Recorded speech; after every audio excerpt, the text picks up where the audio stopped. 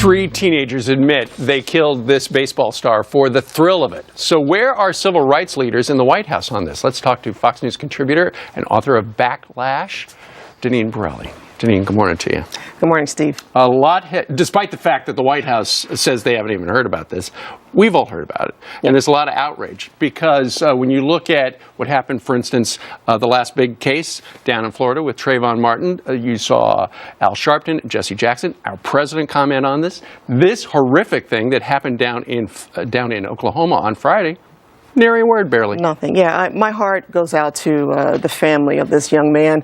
But this is absolute moral selective outrage. And when you look at the black liberal establishment, President Obama, Jesse Jackson, Al Sharpton, leaders of the NAACP, their message is about victimization. And this incident, as tragic as it is, this incident does not fit into their narrative. So they're going to try to ignore it, pretend it didn't happen. They also try to ignore the black-on-black crime that happens because that highlights the failures of their big government policies in these communities. So are you saying that unless it is helpful to them politically, to Sharpton and Jesse Jackson and the president, yes, it's not helpful to them politically, they're not going to talk about it? Absolutely. Look at the Trayvon Martin case, for example, how that was a local issue that was made a national news headline on a daily basis. Look at the school bus speeding in Florida. No mention of that from these individuals, except Jesse Jackson. When there was an ambush interview on him on it, he happened to issue a press release just last night. Right.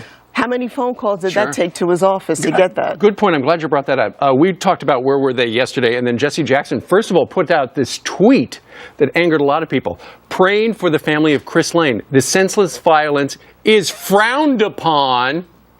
Frowned upon?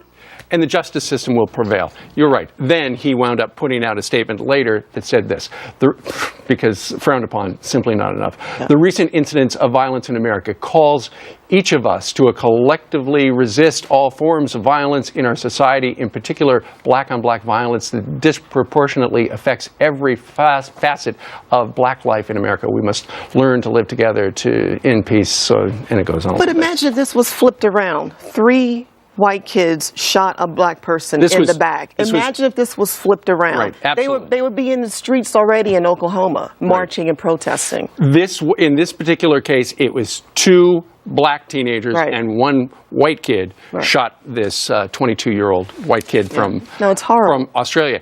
Is this racial? Well, some of the tweets that were, or something on social media from one of the guys, one of the black individuals, had some hate tweets, some racist tweets before and after this event. So this does indicate that this was a racial incident. Man. All right. Deneen Borelli, thank you very much. Thank you. It is horrible. Thank you.